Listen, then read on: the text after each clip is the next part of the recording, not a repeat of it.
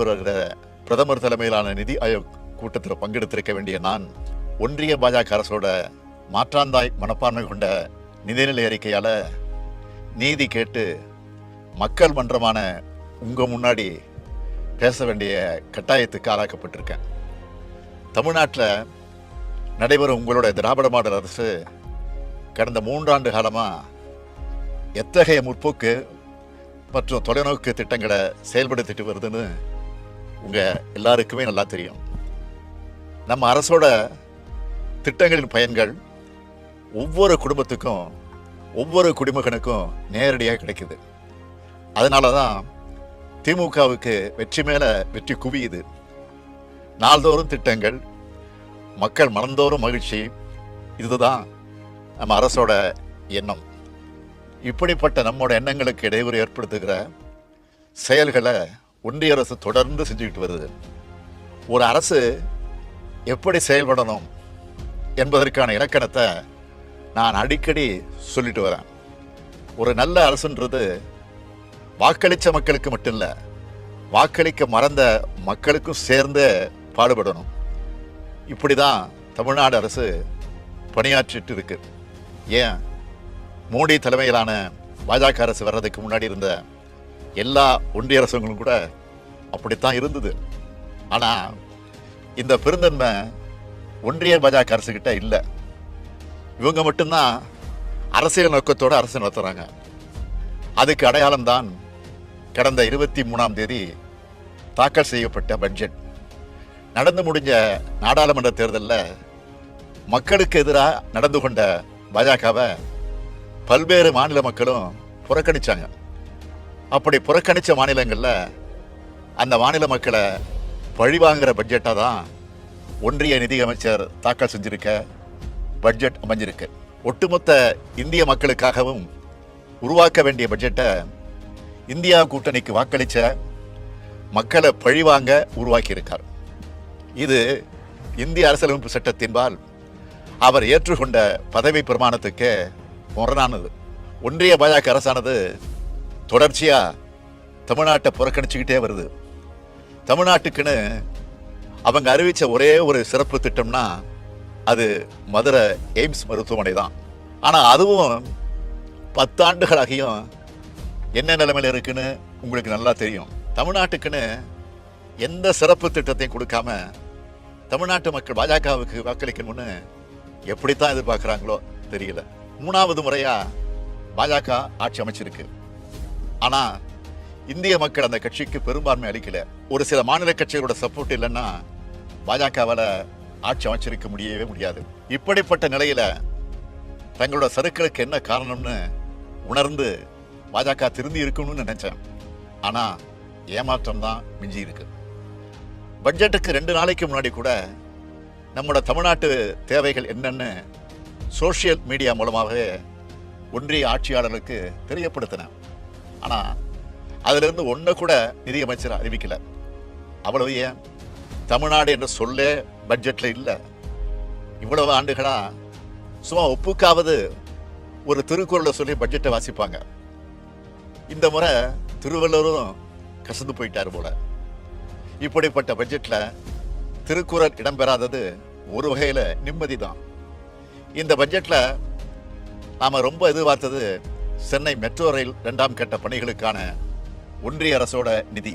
2020ஆம் ஆண்டு கொரோனா பெருந்தொற்று காலத்திலேயே மாண்புமிகு ஒன்றிய உள்துறை அமைச்சர் அமித்ஷா அவர்கள் அவசரமாக வந்து அடிக்கல் நாட்டின திட்டம் தான் அது. தமிழ்நாடு அரசும் ஒன்றிய அரசும் இணைஞ்சு 63,000 கோடி ரூபாய் செலவில் இந்த திட்டத்தை செயல்படுத்துவோம்னு 2021ஆம் ஆண்டு ஒன்றிய பட்ஜெட்டில் அறிவிச்சாங்க. ஆனால் இப்போ தமிழ்நாடு அரசு தான் இந்த திட்டப்பணிகளை முடுக்கிவிட்டு செயல்படுத்திக்கிட்டு இருக்குது. ஒன்றிய அரசோ தன்னுடைய பங்கா 1 ரூபாய் கூட விடுவிக்காம வேணும்னே 3 ஆண்டுகளா காலம் தாழ்த்திக்கிட்டு இருக்கு. கேட்டா இது மாநில அரசோட திட்டம்னு நாடாளுமன்றத்திலே பதில் சொல்றாங்க. அப்படின்னா ரயில்வே துறையை மாநில அரசுக்கு கொடுத்துடுவாங்களா? கோவை, மதுரை மாநகரங்களில் மெட்ரோ ரயில் திட்டங்களில் செயல்படுத்துறதுக்கான ஒப்புதல் அளிக்கிறத பற்றி மூச்சே விடலை.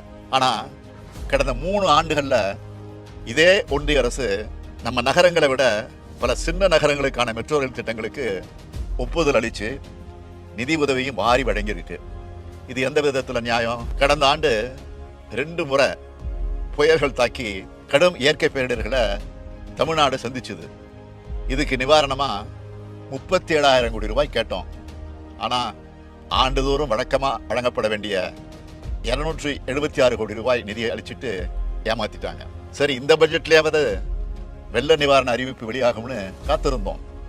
ஆனா தங்களோட பதவி நாற்காலிக்கு கால்களா இருக்கிற மாநிலங்களுக்கு 10,000 கோடி ரூபாய்க்கு மேல நிதியை அள்ளி வழங்கி இருக்கிறார் ஒன்றிய நிதியமைச்சர். ஒட்டுமொத்தமா சொல்லணும்னா தமிழ்நாட்டுக்கு புதிய திட்டங்கள் அறிவிக்கல என்பதோடு ஏற்கனவே நடைபெற்று வர திட்டங்களுக்கான நிதியையும் குறைக்கிற வஞ்சக முயற்சியில ஈடுபட்டு இருக்கு இந்த ஒன்றிய அரசு. இது எல்லாத்தையும் விட கொடுமையான விஷயம் என்னன்னா, தமிழ்நாடு பள்ளிக்கல்வித்துறையை முடக்கிற வகையில 20 ஆண்டுகளுக்கு மேலாக செயல்படுத்தப்பட்டு வர அனைவருக்கும் கல்வி இயக்கம் திட்டத்தின் கீழ் வழக்கமா விடுவிக்கப்பட வேண்டிய நிதியை கூட நிறுத்தி வச்சிருக்காங்க. தேசிய கல்விக் கொள்கையை செயல்படுத்துவோம்னு கையெழுத்து போட்டாதான் நிதியை விடுவிப்போம்னு அடம் பிடிக்குது ஒன்றிய அரசு. மாணவ மாணவிகளோட கல்வி பாழாகுமே, அவங்களுக்கு கல்வி கற்பிக்கும் ஆசிரியர்களுக்கு ஊதியம் வழங்க முடியாத நிலை வருமேன்னு ஒரு துளி கவலை கூட இல்லாம தங்களோட கொள்கை திணிப்பையும் இந்திய திணிப்பை மட்டுமே முன்னிறுத்தக்கூடியதாக தான் பாஜக அரசு இருக்கு. அடுத்து பட்ஜெட் உரையில இன்னொன்றையும் சொல்லியிருக்காங்க. மாநிலங்களால் விதிக்கப்படும் முத்திரைத்தார் கட்டணத்தை குறைப்போம்னு. மாநிலங்களை கலந்து ஆலோசிக்காமலேயே பட்ஜெட்ல அறிவிக்கிறார் ஒன்றிய நிதியமைச்சர். ஏற்கனவே ஜிஎஸ்டி வரி விதிப்பு முறையை கொண்டு வந்து மாநிலங்களோட வரி விதிப்பு உரிமையை எடுத்துக்கிட்டாங்க. நான் கேட்கறது என்னன்னா, ஜிஎஸ்டியால் தமிழ்நாட்டிற்கு ஏற்பட்டிருக்கக்கூடிய இழப்பை சரி கட்டுறதுக்கான 20,000 கோடி ரூபாய் இழப்பீட்டையே இன்னும் அளிக்காத இந்த ஒன்றிய அரசுக்கு மாநிலங்களோட வரி விதிப்பு முறையை மாற்றி அமைக்கிற அதிகாரத்தை யார் கொடுத்தது? கடந்த 10 ஆண்டுகளா வருமான வரி சலுகையின்றி தவிச்சிட்டு இருக்க நடுத்தர குடும்பங்களுக்கு வெறும் 17,500 ரூபாய் சலுகையை மட்டும் வழங்கி அந்த சலுகையும் பெரும்பான்மையோருக்கு கிடைக்காம செஞ்சுட்டு பெரும் வரி சலுகை கொடுத்ததா மார்த்தட்டிக்குது இந்த ஒன்றிய அரசு.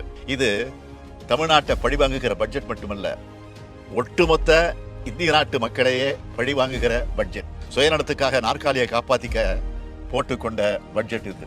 ஒன்றிய அரசுக்கு தமிழ்நாட்டு மக்களின் குரலா, ஏன் இந்திய நாட்டு மக்களின் குரலா ஒன்று சொல்றேன். மேலும் மேலும் தவறு செய்றீங்க, மேலும் மேலும் தோல்விகளை சந்திப்பீங்க. இந்திய நாடாளுமன்றத்தோட இரு அவைகளும் கொந்தளிக்கிற மாதிரி இந்திய மக்களோட மனங்களும் கொந்தளிப்பில் இருக்கு. இதுக்கு பாஜக பதில் சொல்லியே தீர வேண்டும்.